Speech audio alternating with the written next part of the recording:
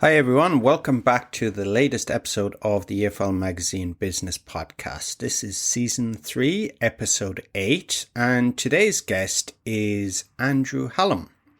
Andrew is the international best-selling author of Balance, How to Invest and Spend for Happiness, Health and Wealth, Millionaire Teacher, The 9 Rules of Wealth You Should Have Learned in School, and Millionaire Expat, How to Build Wealth Living Overseas.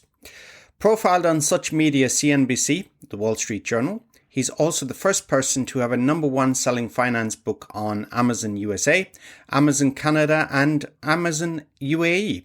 He's written columns for the Globe and Mail, Canadian Business, Money Sense, Swiss Quote and Asset Builder. Since 2016, he has spoken at businesses and international schools in over 30 different countries. I hope you enjoyed the podcast. Hey everyone, buckle up for a new episode of the EFL Magazine Business Podcast, the one and only podcast made to help you launch your business or take your existing business to a level of success you could never have imagined. Whether you're a school owner, freelancer, publisher, or other entrepreneur, you're sure to pick up lots of actionable advice when you listen to the EFL Magazine Business Podcast. Remember to visit eflmagazine.com for great articles and features. Without further ado, here's your host, the founder of EFL Magazine, Philip Pound.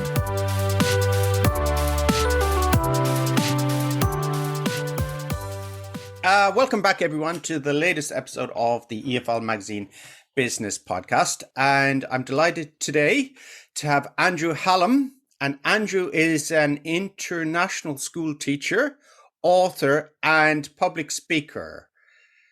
Good morning. Good evening from this side of the world. How are you? Yeah, very good. And where are you today? Are you in Canada? I'm in the country of Panama. Oh, I see. Okay, we'll talk about that for its tax advantages. No, for its weather, actually. I'm here for the way. It's great. This place is great. Yeah.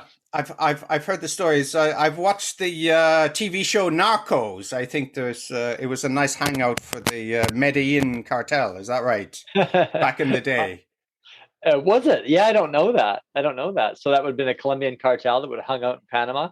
Yeah, I think so. Yeah. Who knows? It's Latin America. Anything can go at any given time, right? Exactly. So, well, you tell me. I haven't been, but you're originally from Canada. Is that right? Yeah, that's right. So I was born in the UK and raised in Canada. So I taught at a public school there. I taught high school English, and then I took a year off.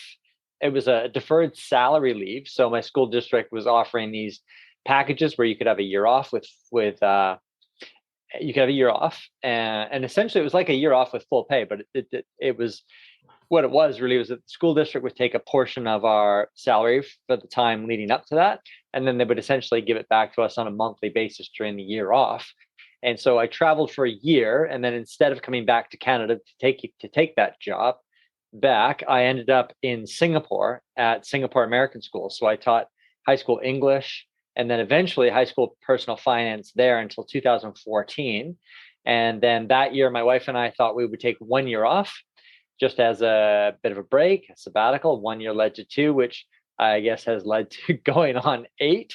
And right now we're in Panama City. Okay, and I think there's a few things actually we have in common. I think one is I back in the day, maybe 10, 12 years ago, what was the number? Maybe 13 years ago, also got a sabbatical career break and never went back and never looked back either. But and also the second thing is I think your father is a mechanic. Is that right? That's correct. That's mine too. Yeah. So there you go. So we have that.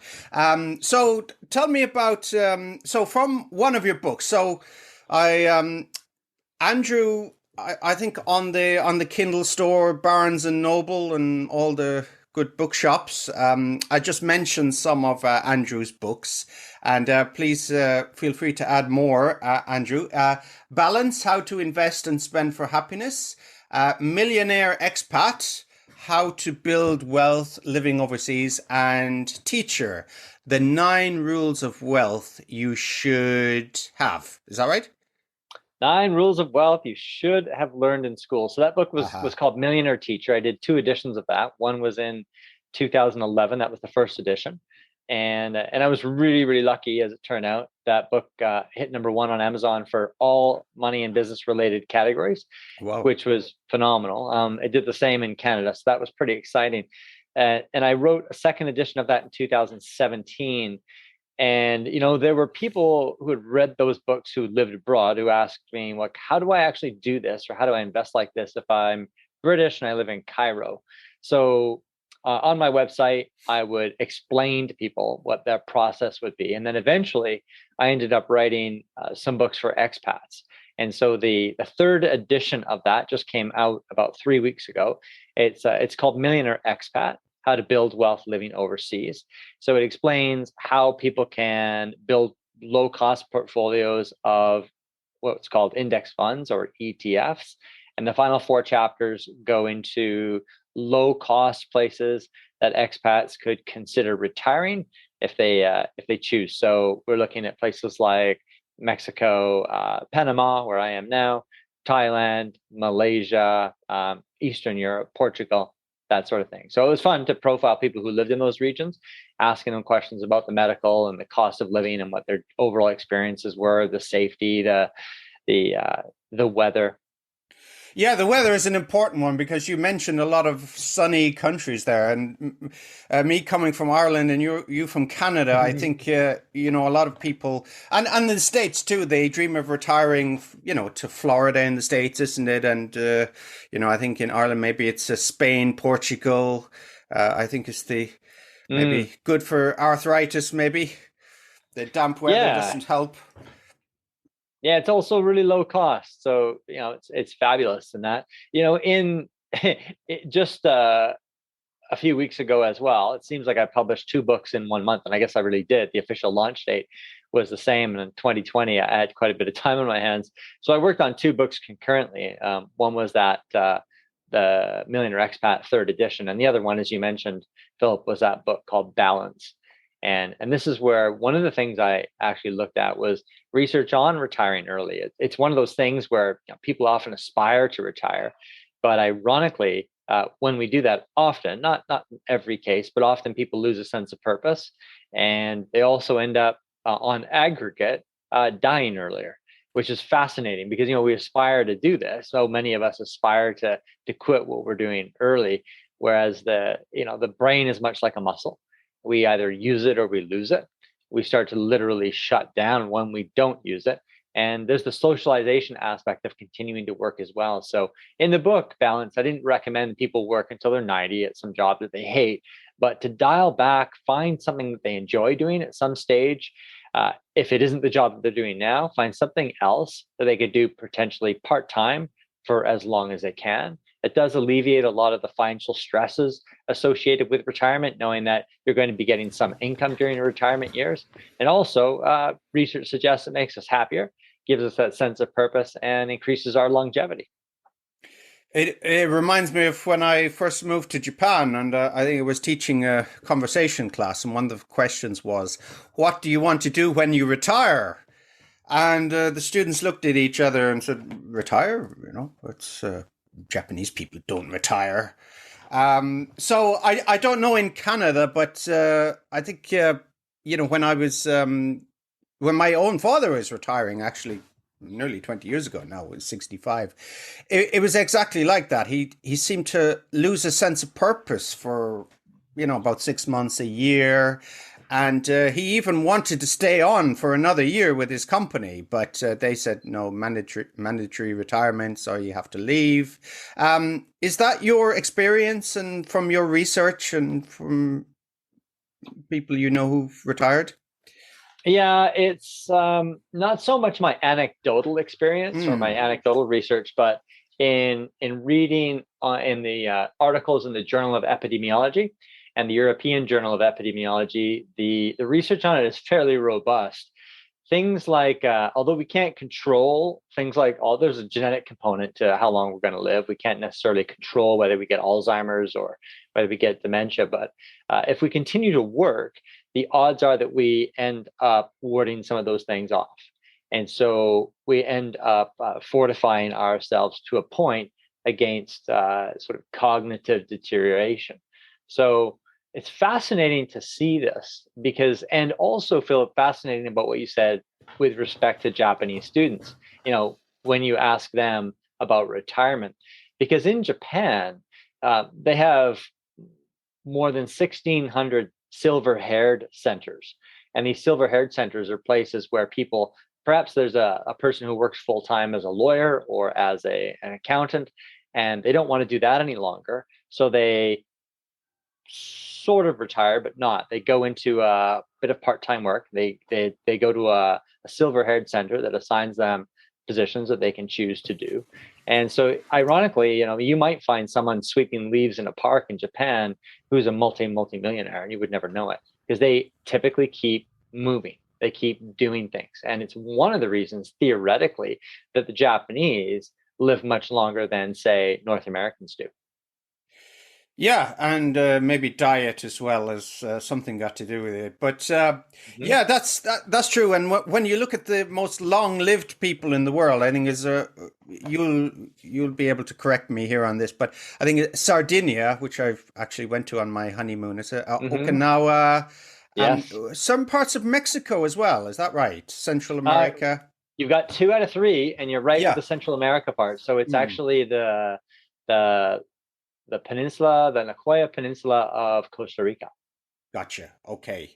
I was thinking so you got Yucatan, it. You really got it. But that didn't do so good for the dinosaurs. But so tell me, I remember watching, I think it was a episode of Oprah, maybe 20, 30 years, I can't remember, but maybe 25 years ago. And they put it down to, one was religion, I think in certain parts of the US, Seventh-day Adventists, is that right? They're quite, have long lifespan compared to other communities. Yeah, that's pretty interesting because I think what they do is they continue to be active in their environment. They continue to be active in their communities and in their churches. And so they keep doing things. It's the idea of retirement is actually a fairly new concept. And it's not necessarily a super healthy concept. Yes, we are living longer because of we've learned a lot about nutrition. We've got medical science in our back pocket now that we wouldn't have had 100 years ago. But we, in theory, could live even longer if we instead thought about perhaps not having absolute retirement where we do nothing, but doing something like what they do in Japan. So I have a friend who's a multi-millionaire, and he's been financially independent for several years, as you can imagine. He sold a business that ended up getting a fortune for it. And for him, what he plans to do is he plans to build wheels in a bike shop. And he says that would be the most fun in the world for him. He can talk to people as they come into the bike shop. He can build high-end bicycle wheels. They can pay him whatever they want because he doesn't need the money. And he gets to feel like he's getting up in the morning for some kind of purpose. He gets to engage with people, continue to learn through the process. And he enjoys that. And it's the social aspect, isn't it? I mean, the Seventh-day Adventists, they're a congregation. I think Malcolm Gladwell, he talks about in Outliers, he talks about the story about the Italian community in upstate New York, and they all ate like bacon and very high cholesterol, high fat, high salt food, but they outlived everybody else. Good memory. You have a really good memory on that. That's a place called Roseto. It's actually in Pennsylvania. And but yeah, you've nailed it. They came over from Italy, and they had a lot of the old Italian customs where multi-generations were in the same home. They had really an open door policy. The nucleus of the town was very tight. So it was built more like an older European town than it was a typical American town where people were spread out. And it was a medical marvel. So scientists sort of descended on Roseto to ask, well, why is it these people live so long? Their water quality is the same as neighboring towns. They don't particularly eat all that well. A lot of them smoke, but things like heart disease were virtually unheard of. And what the scientists found was that Roseto was, as you mentioned there, Philip, freakishly social children are always in and out of each other's homes. Families are cooking with other families. It's just one big family in a sense. And then what ended up happening was when some of the younger generation in the late 1970s and the early 1980s got a taste of the American dream, and they wanted to buy bigger houses that were away from the community, and they wanted to have better cars. They did that, and it broke up the social fabric. What's fascinating is that in Roseto, if you actually had the money for a bigger house or for a fancier car, it was considered poor taste to actually purchase these things. So, you would be kind of rubbing it in the faces of your neighbors. So they kept their wealth, those who had it, pretty low key. And it's fascinating. Dan Buettner did some other studies extending on this, or at least researched several studies that he compiled in a book called The Blue Zones. And you mentioned we talked about the Nicoya Peninsula, Sardinia, Okinawa, Japan, these regions where people live a freakishly long time, and they all have different customs, and they eat differently, and they exercise different levels. But the thing that they have in common is that really strong social fabric. Yeah, the really strong social fabric in Okinawa, not so much in Tokyo. I think a lot of people don't know their neighbors, and it's any big city, yeah, right? It's exactly. Any big city is like that. Yeah, you find that in the country, people tend to be far more friendly and social than they are in cities. That's true. So coming on to that, another thing they mentioned, I think, in this Oprah TV show was actually thigh, your actual thigh muscles. They said the people who do a lot of squatting close to the ground, and they followed some farmers in Sardinia, maybe with a scythe or a sickle, and they were like clearing away the weeds while squatting. And of course, if you come to Japan, people like living close to the ground and squatting, and they're very comfortable with it. And they say that for older people, that's once they lose the function of being able to walk or even walk distances, the quality of life disimproves, and then has the knock-on effect, isn't it? You can't meet your friends and enjoy life, basically. That's it. Yeah. It's one of the things that really starts to deteriorate among older people is the level of flexibility and a range of motion. And if you look at the Japanese and how they squat and how they'll sit in ways where we'll look at them and think, how are they flexibly, comfortably sitting like that, perhaps like on a floor or a little cushion with their legs like that. And if you look at a Tai Chi master, they work on range of motion, and you can look at a really old Tai Chi master, and when they walk, they have really good, strong posture, and they walk like a much younger person. But you take even like a marathon runner who's in their 70s, it's an extraordinary thing. But you take a typical Brit or a Canadian marathon runners in their 70s, and they'll still walk like they're old.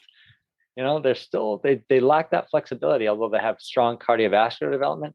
Like you say, there's that squatting component, and that flexibility is huge for range of motion and continued mobility as we age. And a thing I did notice, Andrew, is you look radiant. You're obviously a person who takes care of himself physically. So what kind of regime do you have? When I spoke to Dave Sperling a few months ago now, he was big into the Wim Hof method. And, of course, in the last few years, people have talked about intermittent fasting, low carb diets. What do you recommend? What works for you? For me, so essentially anything that can convert to sugars or sugars themselves are bad. I mean, things like cancer, for example, loves sugar, and things that convert to sugar. So carbohydrates converts to sugar. So it's best that we have, or at least limit the amount of carbohydrates that we have. And then a lot of green leafy vegetables. It's interesting you're asking me this, because no one's ever asked me this on a podcast. They usually ask me the finance related questions, but I like it. And one of the reasons too is that in the book Balance that I wrote, I do talk about health as one of the 4 pillars of success, but I don't get into these sorts of specifics. So I eat a lot of green leafy vegetables, and I might be a bit of an extreme case. So you've asked a bit of an extreme case here. And again, there are things in life that we can and things in life that we cannot control. For me, I ended up getting cancer in 2009, and I was healthy. I was very healthy. When I guess 3 months before I was diagnosed, I ended up winning a running race in Singapore against 15,000 other people. So physically, but I ended up through a routine scan found that I had bone cancer in my spinal area and in three of my ribs. And so, knock on wood, I'm fine today. I had successful surgery, and what I did was I read everything that I could on healthy nutrition to look at what is it that cancer doesn't like. My diet was already really good, so I didn't have to change too much. But when I found out that cancer really likes sugar, and so many other ailments do as well, I've cut sugar entirely from my diet. So I won't I won't eat a chocolate cake, for example, or pie. And it sounds like I'm depriving myself of it, but what's really strange is that when you don't eat things like that, like a chocolate bar, like a normal chocolate bar, I'll have chocolate bar with 90% cacao. But if I were to try to eat a regular chocolate bar, which probably has, I don't know, 25% cacao, uh, it would be so sweet, it would make me feel ill. And I'd be the same with ice cream. Like if I were to actually have a little bit of ice cream now, used to love it. I'd really enjoy it. But you can do these things, wean yourself off some of these sugars, and you're not depriving yourself through that process because it gets to a point where you just really wouldn't enjoy it. I suppose if you force fed it to me, over time, I would probably start to enjoy it again. But I'm really in a good place knowing that no one's going to do that to me.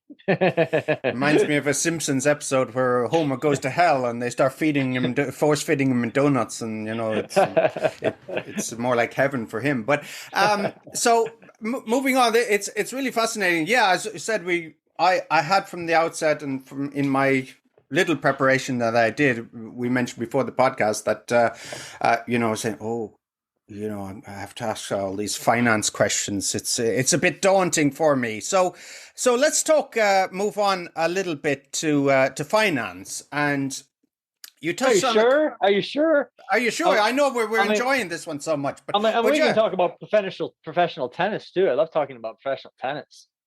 I know almost zero about tennis, so I'm not on. I'm not on good ground there. But so we talk about, you mentioned a couple of things. And actually at the beginning of your book, The Millionaire Teacher, you tell the story of moving to Singapore.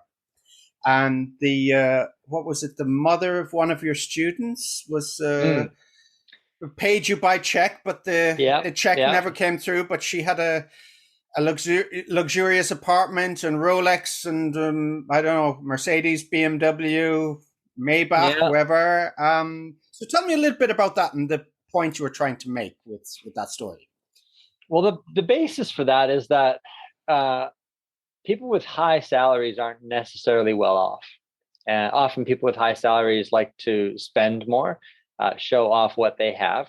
I didn't mention this in the book Millionaire Teacher, but I did in the book Balance, where I extended on that and found that people who buy material acquisitions or love material high status acquisitions don't tend to be as happy or as fulfilled because these things are like sugar fixes.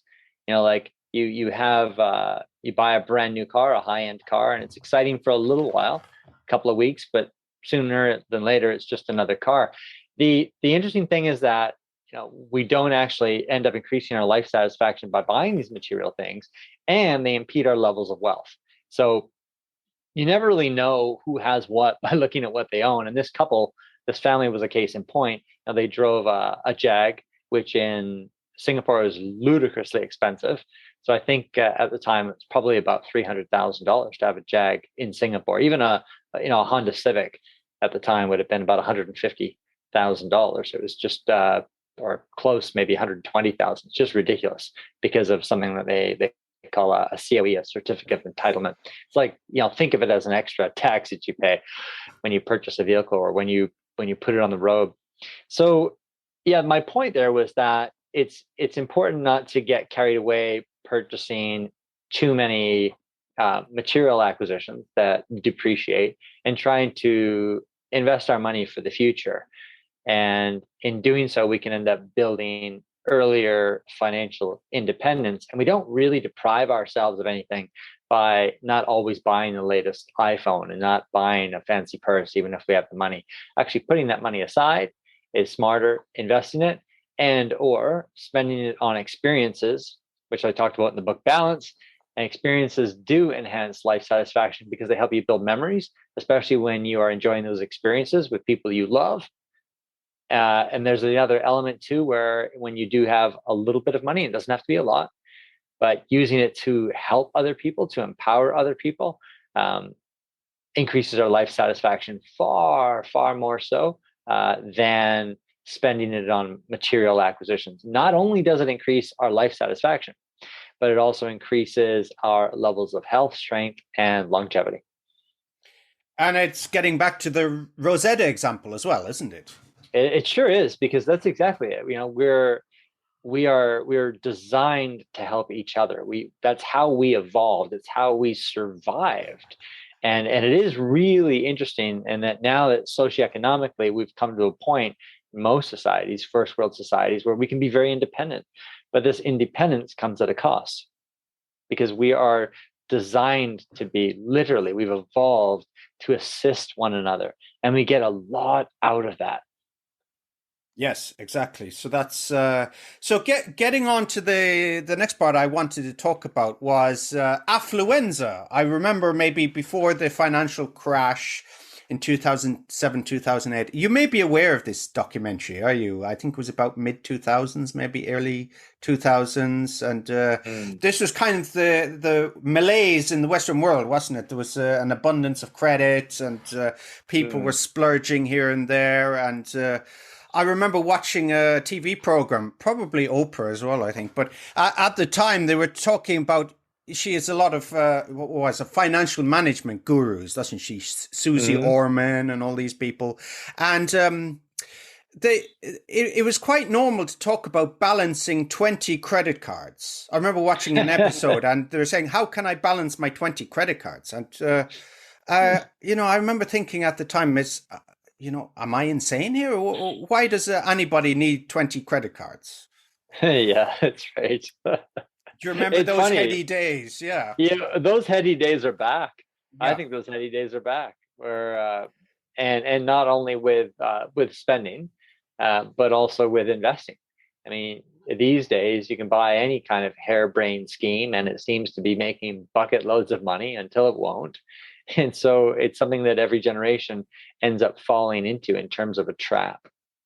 Yeah, exactly. Well, I could talk at length about that, working in a business newspaper, and what they call the Lehman shock here in Japan, the financial crisis, and property collapse in Ireland, and taxi drivers buying like 8 properties in Bulgaria, and people paying by credit card, and you know and the price of houses increasing by 2,000-3,000 per week, for example. So, yeah, good and bad times. But so when you talk about saving money and you're not preaching the austerity gospel that a lot of people say, you know, you shouldn't buy the latte and you shouldn't treat yourself to this.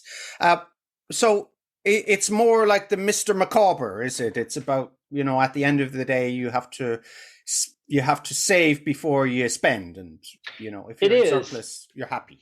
Yeah, it is. And you know, when I look at the book Balance, when I look at spending money on something like the latte factor, and so the idea here is that, you know, I think it was David Bach in The Automatic Millionaire who popularized this idea that if you save money on lattes, that money, if invested over time, could actually end up making you a millionaire over a working career. And he's right. He's absolutely right. What I did was I differentiated that latte in the book Balance, because I said that if you're buying that expensive latte on the run, so you're purchasing it and you're drinking it while you're driving to work, that is a complete waste of money. You might as well just make some coffee at home, put it in a thermos and take it with you, because although it's maybe a higher quality cup of coffee, you can't enjoy it while your mind is on the road. You're thinking about getting to work. You're not actually sitting and enjoying it with friends. However, if you go to a cafe, and this is different, with some friends, having a latte then. So I'm not all about being uber frugal with in every capacity. I'm about trying to figure out, as I wrote in the book Balance, what are the things that actually enhance life satisfaction based on research. And so what are the things that we could spend money on that do? And what are the things that we often spend money on that don't enhance life satisfaction, and where that money could be used towards something like debt reduction, personal debt reduction, which does increase levels of life satisfaction. Debts actually bum us out. And then, of course, having money to put towards investments for the future or giving. Yeah, the latte, it reminds me of a meme or a GIF, whatever you call them, about the beer drinker and his wife or significant other, where he's, he drinks beer every night. And she says, you drink 2 cans of beer every night. If you multiply that by 7 and then by, 52, and over these years, you would have, saved $30,000. And he says, you don't drink beer. And she said, no. So where's your $30,000? So Yeah. that's it, isn't it? We could talk about the latte, but it's about Yeah. the investment. So let's talk about approaching money. And this is something that I've talked about with guests. And there's a shame, isn't there, around, saving or even talking about money. You touch on that in one of your books, don't you? About even speaking about managing money or making money. Can you expand a little bit on that? Yeah, in many circles, it's a cultural taboo to talk about it, and for that reason, we often don't share what we learn about it. And one thing I found that moving overseas is that there are some really unscrupulous financial advisory groups that invest people's money. And the people that sell you these products make a fortune in commissions. And because there are such high fees associated with these investment products, it's really, really difficult to make money. And people are locked in often for really long periods of time. And they would have to pay massive penalties just to pull the money out. So these are investment products that nobody should buy. Nobody should buy these things. And what I found, though, is that, I would be traveling, doing a lot of talks. So I give a lot of talks on investing throughout the world. In 2017, I think in a 6-month period, I gave 90 talks in 13 different countries. So loads of speaking. And predominantly when I speak to British people, now this is really interesting to me. Coming from being born in the UK, my parents are British. Brits are less likely to talk about money than Americans.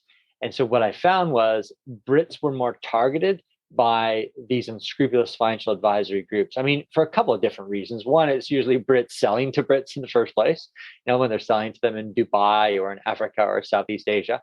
But two, because people wouldn't talk about money, the people that ended up getting screwed over by these firms never talked to their friends about it.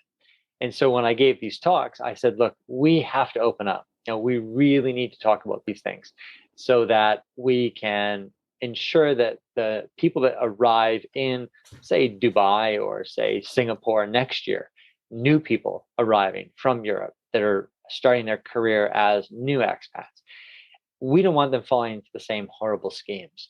And if they do, it's our fault, not their fault, because we know better now.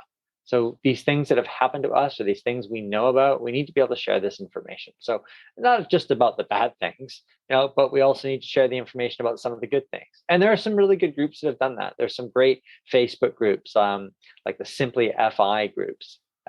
They're fabulous, financial independence groups that talk about, at least online, sharing a lot of information about building financial independence while working in different cities. Okay, so you mentioned the money managers, financial advisors. We're not going to mention the companies, but I'm sure if you're on LinkedIn and you get connection requests from certain companies, and 5 people have contacted you or made connection requests in 3 months, maybe this is kind of a high pressure sales, and it's probably a red flag. Yeah. And anyone that ever approaches you to ask you if you want to invest, say no every time, because good investments don't find you, right? Yes, exactly. So good investments don't find you. So in the book you started, you also talk about, and it's. I mean, I probably read it, and some of the listeners have read elsewhere about compounding. Yeah, and Mm, compound interest. So there's a couple of schools of thought on that. Is one is you start off with your lunch money and you save your 10 yen or 10 cents or 10 pennies or whatever, and then eventually, because of the length of time, the compound interest will work in your favor. But I don't know if you're familiar with MJ DeMarco, the millionaire.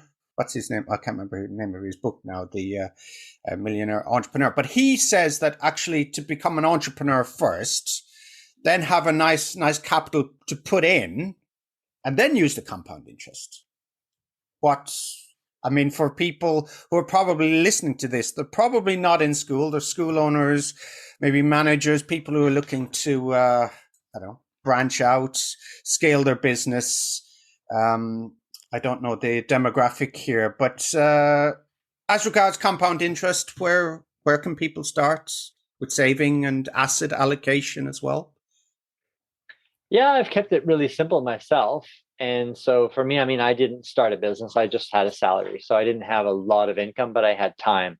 And so I started investing when I was young, and time can compound money quite dramatically, especially if you have a lot of it. Two, knowing that you're never going to be younger than you are right now. So if you're listening to this and you're 50 and you're saying, well, I'm not 19, so I don't have as much time to compound my money. Like I said, uh, starting today is the best bet because you're never going to be younger than you are today. So yeah, the idea there is I think it's important to track what you spend and track how much money you make on some kind of app. And people could do that by pen and paper as well, but treat your household like a business. And that's the key. No matter what it is that you do to earn money, treat your household like a business. Know how much is coming in and know what's going out, and know what's going out in different categories very specifically. So for my wife and for me, what we've done for years is we've tracked every penny we've made and every penny we've earned, or every penny we've spent. And it's really easy to do. These days we used to do it with pen and a notebook, and now we just have an app on our phone. So you could use Mint or Good Budget or Pocket Expense, and when we come back from the supermarket, we will just check in how much money we ended up spending, categorize it under groceries, press enter, and we end up a nice, neat pie graphs at the end of the month. But what that does, encourages us to spend less. It's really fascinating. It's much like diets. Diets don't work that well, but tracking what you eat does work really well. So just by virtue of tracking it makes you a bit more accountable. And then it frees up more money that you could potentially put into something like a diversified portfolio of ETFs, which is what I have, which is what I advocated in my book. And over time, if you're diligent and you just continue to add money to that diversified portfolio of ETFs, which are represented by the global stock market, and then a bond market component, over time, you will, if you're diligent, build earlier financial independence than you might ever expect to.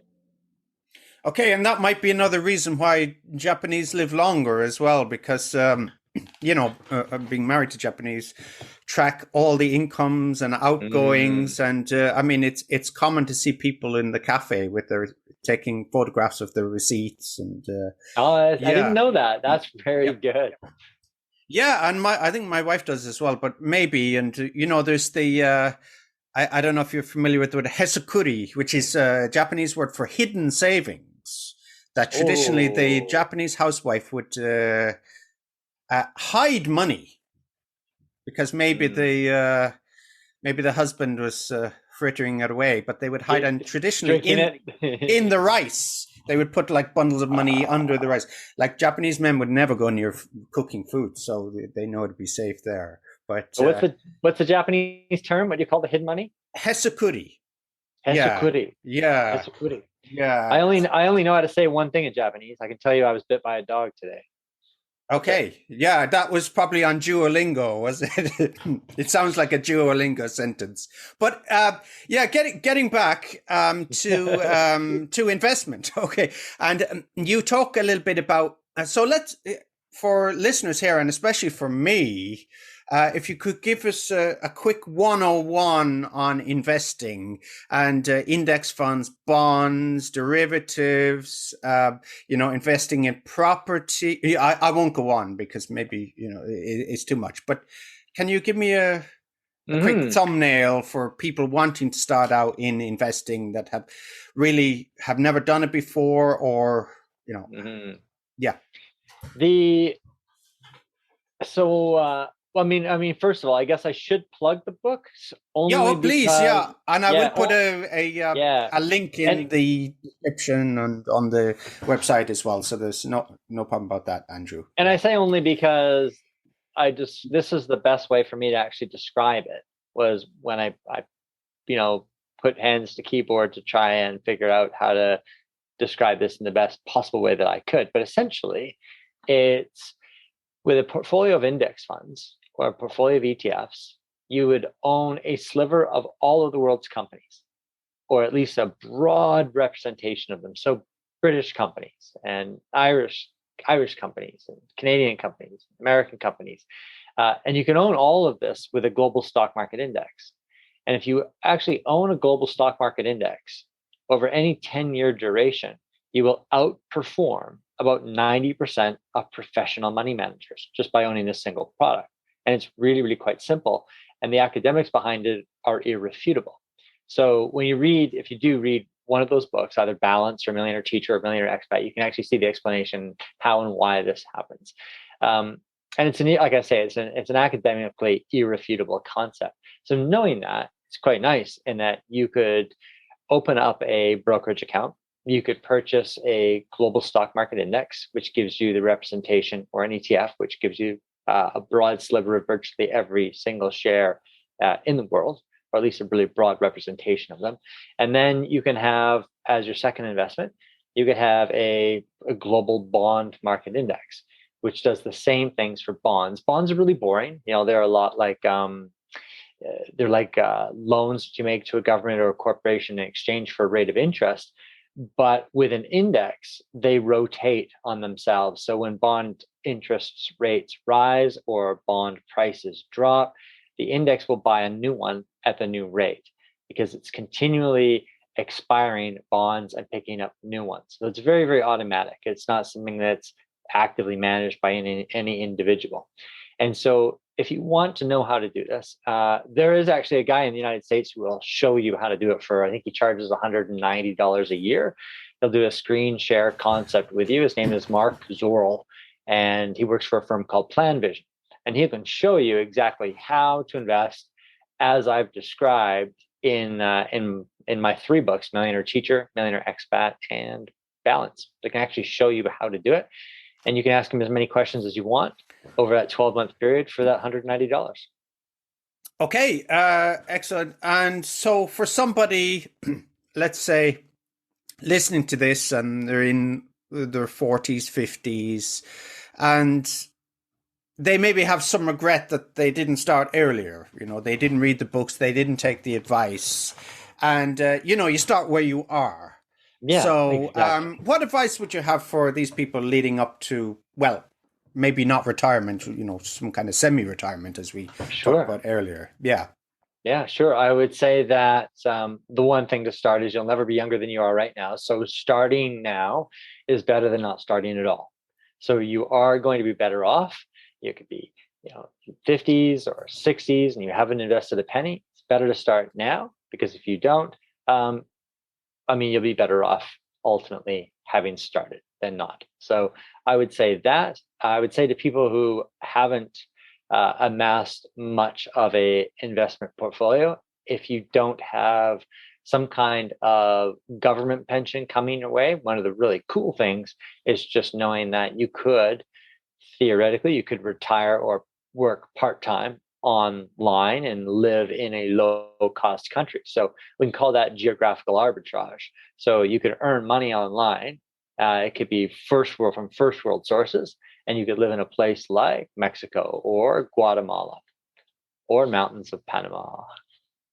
The money Yes. will go further. Yeah, you could even go further. But there's the other consideration, which is, double taxation treaties, etc. So talk to me about that. What are maybe some pitfalls that people don't realize about investments as regards tax or capital gains tax or taxation treaties? I know there's a lot of countries to mention, but in general, Hmm. if you can give me some maybe stories or some Yeah, things well, you've learned. in general, if taxes are a concern to you, you could spend your time, or you could domicile yourself in a low tax country and become a resident there. So if you become a resident there and you cut your residential ties in what might be your home country. So let's assume that you're from the UK and you choose to retire in Malaysia. You would cut your residential ties in the UK, and so the best bet is for you really not to have too many ties to the country. So it's a bit tricky. So it's best that you get a tax accountant to talk to you about residency, but keep your money offshore and keep as few ties to the UK as possible, so that you truly would be deemed a resident in another country. So you get official residency there. And if it's a country like, I'm just using Malaysia as an example, they actually don't have a capital gains taxes in Malaysia. So the money that you end up accruing in your portfolio of ETFs can be sold at any point in time. Any piece of it can be sold at any point, and you wouldn't have to pay any capital gains taxes on that legally. Oh, wow. So there Yeah. you go. And any other countries you can mention with no capital gains tax?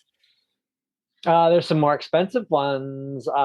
Singapore, Luxembourg. I don't believe Hong Kong has capital gains tax, but of course it's expensive there. You have places like Panama, where the capital gains tax is 10%.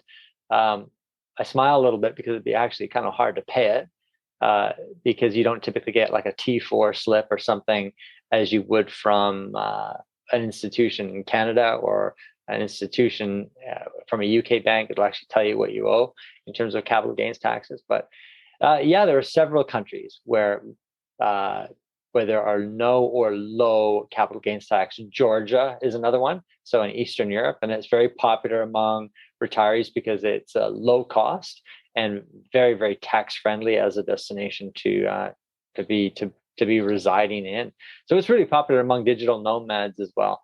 So these are places where people can go, they can work online, pay very low taxes, low cost of living, and open up brokerage accounts that don't necessarily have to be based in a country like Luxembourg, or Georgia, but they could be based like a US type brokerage, like Interactive Brokers. And as long as a person buys exchange traded funds that don't trade on the US market, but on the London Stock Exchange or the Canadian Stock Exchange, they won't have to fear paying, or the heirs won't have to fear paying US estate taxes either. So that's a little bit of a fire hose that I just sort of tossed at everybody. But if you do contact that guy I mentioned at Plan Vision, and/or read my book Millionaire Expat, I'll go through this process and you can learn more about it. Yeah, and I'll put the name. It's Mark Zorrell. Yeah, I took a yeah. note of it there, and I'll put a link, of course, to the book in the description. So, as regards brokerage account, do you go to a traditional stockbroker or do you use an app? What's your idea of using apps? For example, I think was it the Nine Rules of Wealth? You say Hmm. internet madness, but does this carry over to apps as well? Where can people start on investing? Well, it depends on the country and where they are. If you're based in the UK, you can go directly through Vanguard UK. It's wonderful. There are no commission fees associated with buying Vanguard's index funds. So if you're living in the UK, that's a fabulous option. If you're British or Canadian or American and you want to be uh, investing in a offshore account, I'd say Americans can't do that, but let's just say that the Canadians, Brits, Aussies, Kiwis, they could open an account with a firm like Swiss Quote Bank Europe, or interactive brokers. Again, as long as they're buying off a non-US stock exchange. So it's a little bit more tax friendly not to have that link as far as your heirs are concerned, because the IRS can take a little bit of the money after you die. Actually, it can take quite a bit of the money after you die, and your heirs don't get as much. So there's just you can buy the same products at the same brokerage, but you just have to buy them a slightly different way through a slightly different door. And I explain all of that in the book Millionaire Expat. And yeah, another plug for Plan Vision. They can help you do that. Yeah, and it seems it's a little bit of a disadvantage to be from the US. Is that? Yeah, yeah, it can be. It can be because Americans and citizens of Eritrea end up paying tax on worldwide income. And so, like an American earning, let's say they earn a lot of money and they live in Dubai, which has not only a capital gains free jurisdiction, but there's no income tax. And if you are, for example, yourself, Philip, if you move to Dubai, theoretically you could earn $1 million a year, $2 million a year, and not pay any income tax on that. Whereas an American will have to pay income tax on that above the foreign income exclusion, which is about $108,000 a year. Anything that they earn above that, they have to pay income tax at the highest U.S. marginal bracket, regardless of where they live in the world, even if they live in a income tax-free jurisdiction. But non-Americans and non-Eritreans, it's a lot different and it's much more beneficial. But of course, if you come from Canada, they can freeze your bank account. Isn't that right? If you disagree with the government. But that's another story. What's happening now on the 22nd of February, I think. But I don't know if you want to comment on that. We never get so political on this podcast, so don't worry about it. Okay, so that's... we talked about, if you haven't started investing and you're maybe in middle age, but let's say you have a nice little bit bundle, you have some property, you have some real estate, and we talk about maybe, legacy planning, maybe, or, semi-retirement, and you're looking to be as tax efficient as possible. Can you give me some pointers there on how you would go ahead?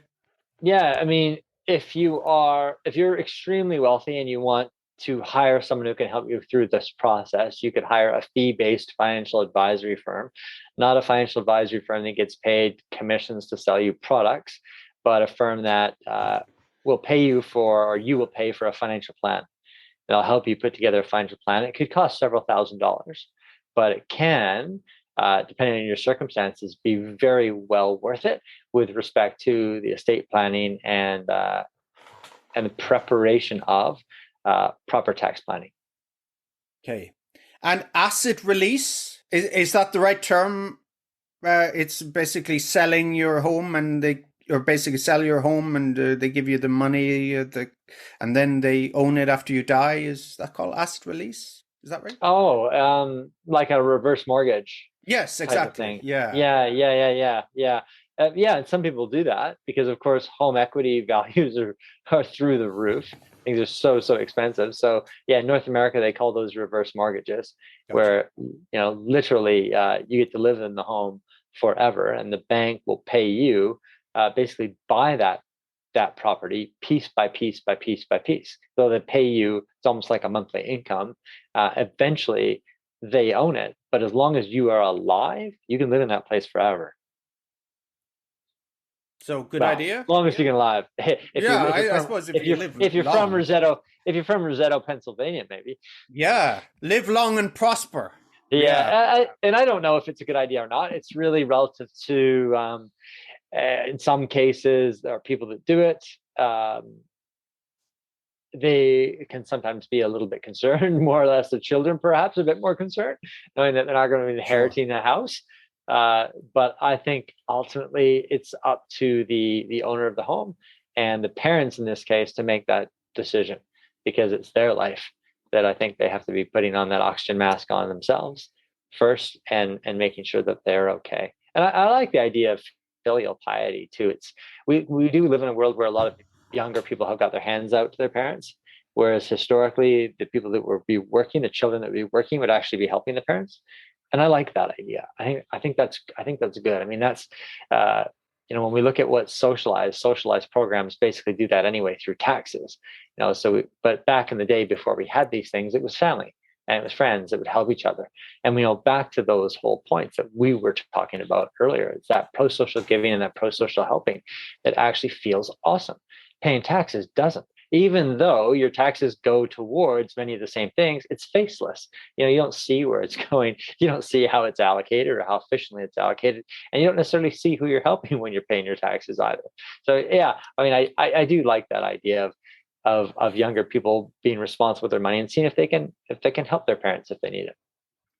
Yeah, I didn't mean to encourage people disinheriting their children or anything, but so that's not what I'm advocating. But yeah, you brought up a really good point, and I suppose this is something we could talk a lot more about. But unfortunately, we're running out of time. But it's about the and we see this still in a lot of countries like India, especially in China as well. Is that when you're young, the parents, they support you, and because they don't have such a pension system, when they get older, the children look after the parents. That's traditionally the way things were.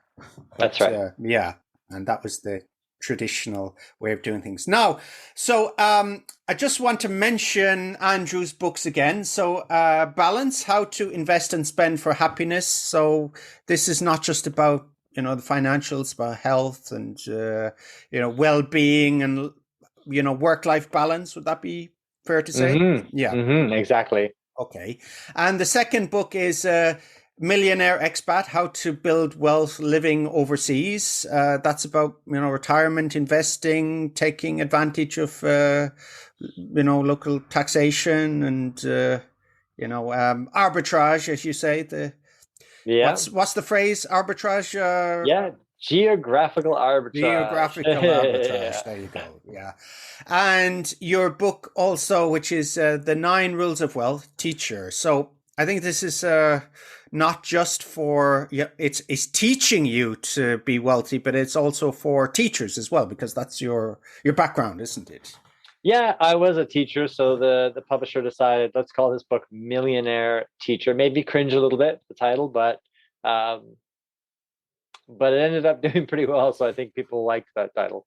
Yeah, exactly. I mean, it's when I used to work in sales job, and I heard the people that were more successful than I was, they were the cheesy salespeople, and they say, cheese works. So there you go. There's, I don't know if that's a takeaway for somebody. So yeah, you might cringe at the title, but it's done well for you, hasn't it? On Amazon.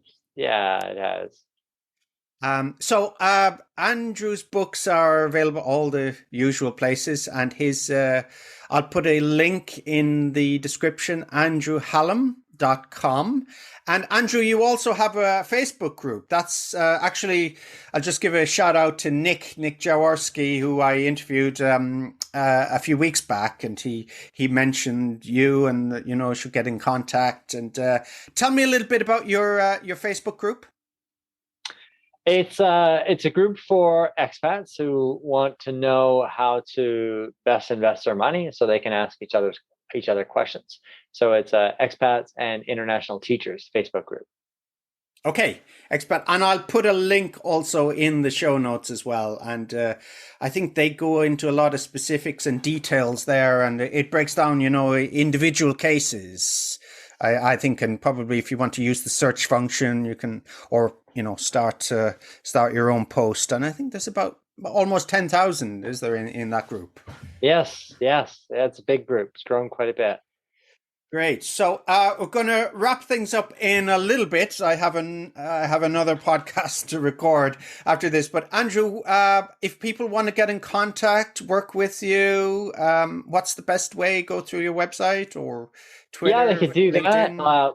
LinkedIn's probably one of the easier ones. LinkedIn, andrewhallam.com. There's an email address that's there associated with people that want me to give talks at international schools and corporations, or make bulk orders for boxes of books. Yeah, exactly. Bulk orders here, please, from Andrew. So, Andrew, what's the plan? Are you planning another book, course, website? What's next on the agenda? I think we are planning just to enjoy Panama, and we'll spend some time in the south of France this summer. And so we'll stay here until about May and then head to France and enjoy that. And then we'll see from there. We'll see. We're very globally nomadic and we're enjoying it. Great. And Andrew Hallam, thank you again. My pleasure, Philip. Thank you. Thanks for listening to the EFL Magazine Business Podcast with Philip Pound. For more great advice and resources, check out eflmagazine.com. If you found this podcast helpful, be sure to subscribe so you never miss an episode. See you next time.